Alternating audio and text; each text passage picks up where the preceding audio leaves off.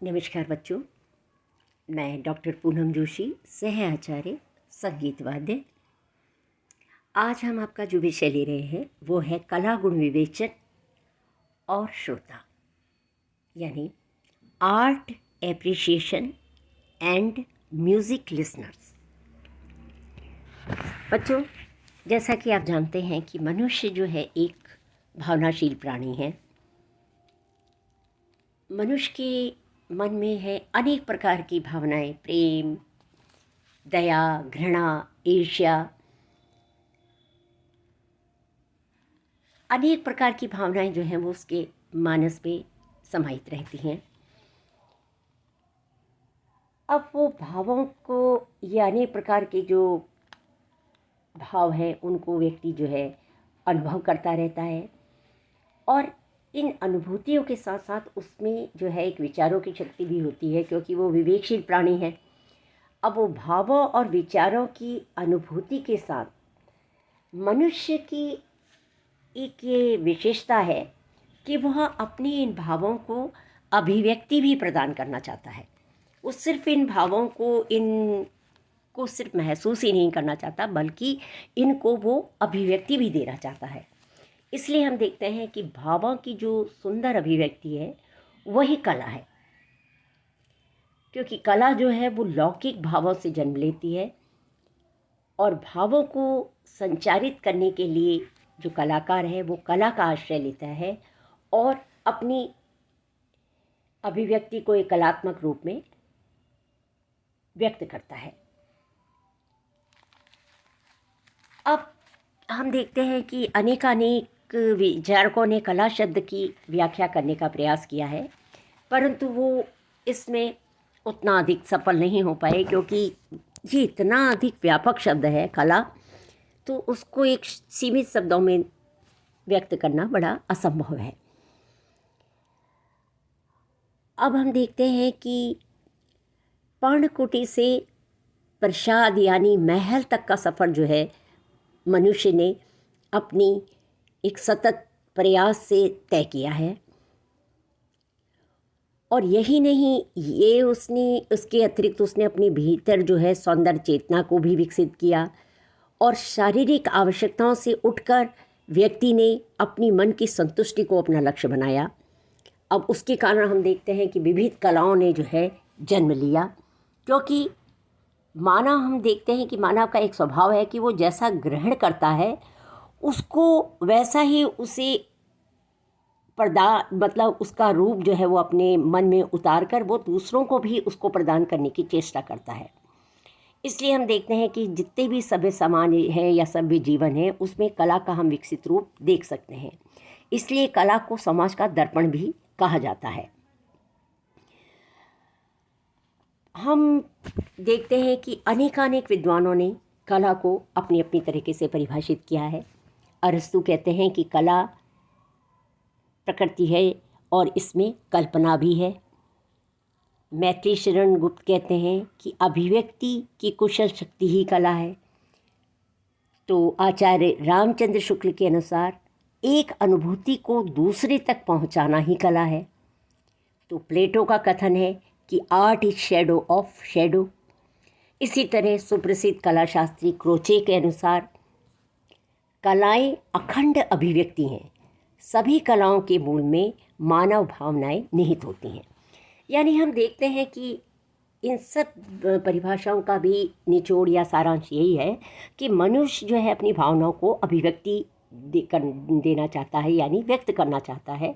तो बाहरी जगत का जो प्रतिबिंब उसके हृदय रूपी दर्पण में उसे दिखाई देता है, उसको वो यथातथ्य चित्रण करने का प्रयास करता है। अब मानव मस्तिष्क पर पड़ने वाले छाया चित्रों को हम देखते हैं कि कलाकार जितना सजीव रूप से चित्रित करता है उससे उतना ही सफल कलाकार माना जाता है। अब पाश्चात्य जो विद्वान फ्रॉइड थी, उनके मतानुसार वो कहते हैं कि संगीत की उत्पत्ति एक शिशु के समान मनोवैज्ञानिक आधार पर हुई। जिस प्रकार एक बालक रोना, चिल्लाना, हंसना आदि क्रियाएं स्वयं ही सीख लेता है, उसी प्रकार संगीत का प्रादुर्भाव भी मानव मन में मनोवैज्ञानिक के आधार पर, स्वयं मनोविज्ञान के आधार पर स्वयं ही हुआ है। यानी ये कथन इस बात से सत्य सिद्ध होता है कि रोना और गाना जो है वो हर इंसान को, यानी हर मानव की जो है एक विशेषता है, यानी हर इंसान को रोना गाना आता ही है। अब हम ये देखते हैं कि जब मानव अपनी इन भावों को अभिव्यक्ति देता है तो उसको, इस भावों को अनुभव करने वाले ग्राहक अर्थात श्रोता का होना भी उसमें अत्यावश्यक है। क्योंकि अभिव्यक्ति जब वो करेगा तो अगर कोई ग्राहक ही नहीं होगा तो वो, उसकी कला का अर्थ क्या रह जाएगा, क्योंकि उसको लेने वाला भी तो, उसको ग्रहण करने वाला और उसको समझने वाला भी कोई होना चाहिए। तो इसलिए हम देखते हैं कि प्रारंभ से ही संगीत में कलाकार और श्रोता, ये जो है, ये दोनों का ही एक अटूट रिश्ता, एक अटूट जो है संबंध हम देखते आए हैं। क्योंकि संगीत कला के प्रदर्शन में हम देखते हैं अनुभूति, अभिव्यक्ति, अनुभूति का ये क्रम जो है कलाकार व श्रोता के बीच लगातार चलता रहता है। और इसी चक्र के बीच कलाकार की कला जो है एक सुंदर सा रूप लेके उभर कर सामने आती है। क्योंकि श्रोताओं के द्वारा की गई कलाकार की प्रशंसा से उससे प्रोत्साहन मिलता है और उसकी कला जो है का और विकास होता है। तो श्रोताओं की प्रतिक्रियाओं पर उसका जो उसकी कला की जो प्रस्तुति है उसका विकास जो है वो निर्भर करता है। तो इसलिए श्रोताओं की प्रतिक्रियाओं के परिणाम स्वरूप ही हम देखते हैं कि किसी भी कलाकार की कला में जो है वो एक स्वाभाविक रूप से निखार आता है। क्योंकि जब कलाकार श्रोताओं के समक्ष अपनी कला का प्रदर्शन करता है तो वह श्रोताओं के चेहरे के हाव भावों द्वारा यह अनुभव कर लेता है कि उसका प्रदर्शन श्रोताओं को अच्छा लग रहा है या नहीं, और वो इसी तरह से उस श्रोताओं की रुचि के अनुरूप ही वो अपनी कला की जो है प्रस्तुति करता है और उनकी रुचि के अनुरूप ही वो अपने कला में भिन्न सौंदर्य के तत्वों को शामिल करता है, जिससे क्या है कि उसकी कला भी जो है एक विकसित रूप में और एक अनूठे रूप में जो है वो सामने आती है। तो इस तरह से हम देखते हैं कि कला में संप्रेषणता अथवा तादात्म्य जितनी अधिक होगी उतनी ही वो उत्कृष्ट जो है कला मानी जाती है। क्योंकि हर एक ललित कला के समान संगीत कला के क्षेत्र में भी कलाकार और श्रोताओं को समान महत्व इसीलिए दिया गया है क्योंकि एक के अभाव में दूसरा जो है अपना अस्तित्व खो बैठता है। कला की उन्नति में जब तक कला फलीभूत नहीं हो सकती जब तक कि उसका एक श्रोता वर्ग अच्छा तैयार नहीं होगा। क्योंकि कलाकार जो है दीर्घ समय तक अपनी घोर साधना में रत रहकर जिस माधुर्य व चमत्कार की सिद्धि प्राप्त करता है तो वो उसको अपने तक ही सीमित नहीं रखना चाहता, बल्कि वो उस अलौकिक आनंद का वर्णन करना, अभिव्यक्ति चाहता है और उस अभिव्यक्ति के लिए उसे उतनी ही कलापारखी श्रोता का होना जो है उसके लिए आवश्यक है।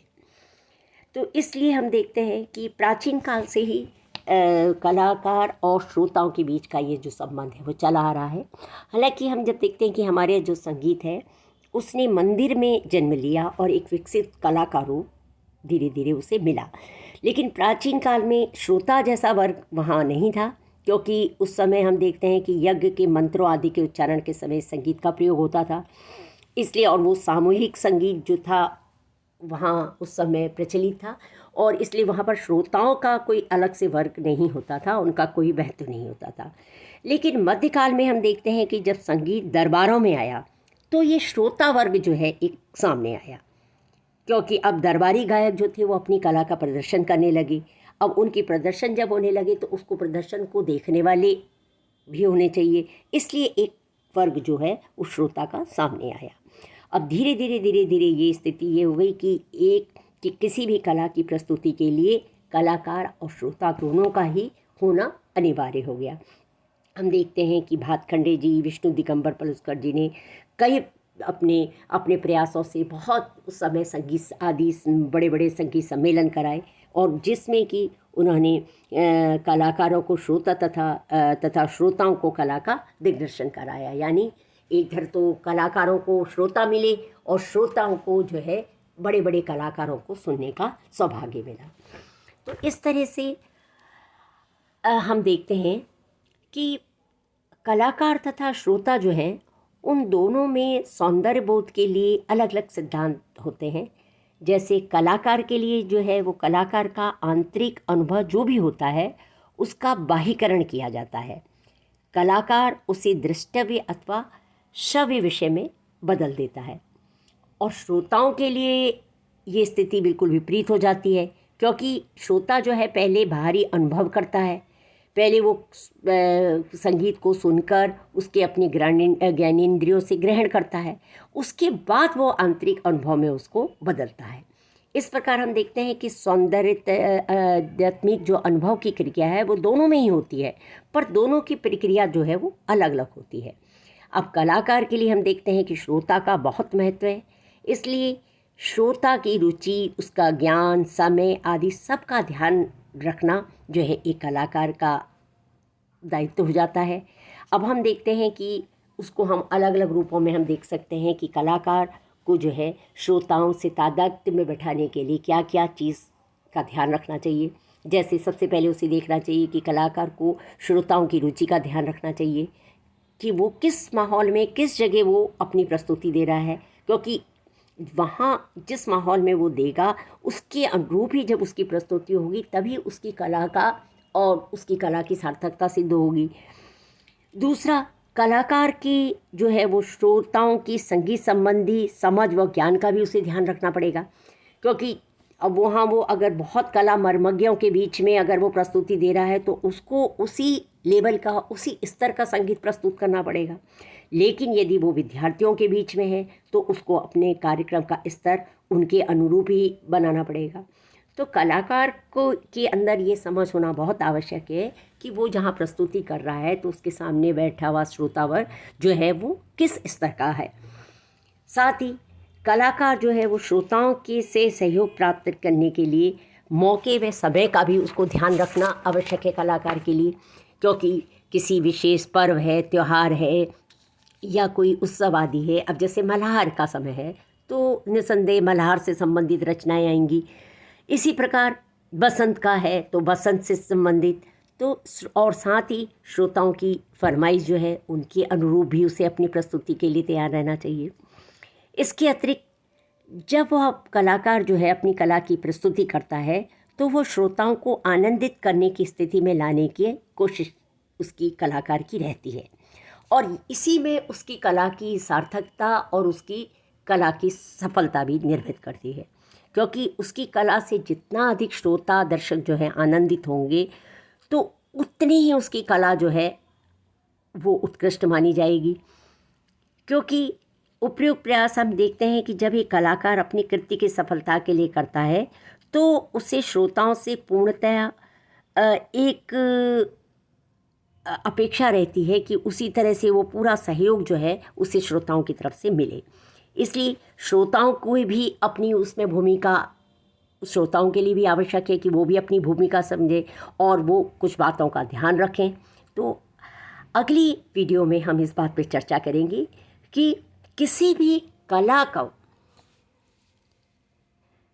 की प्रस्तुति को समझने के लिए और उसका आनंद लेने के लिए एक श्रोताओं में किन किन गुणों का, तत्वों का या श्रोताओं की क्या क्या विशेषताएं श्रोताओं के अंतर्गत होनी चाहिए, इस पर हम अगली वीडियो में चर्चा करेंगे।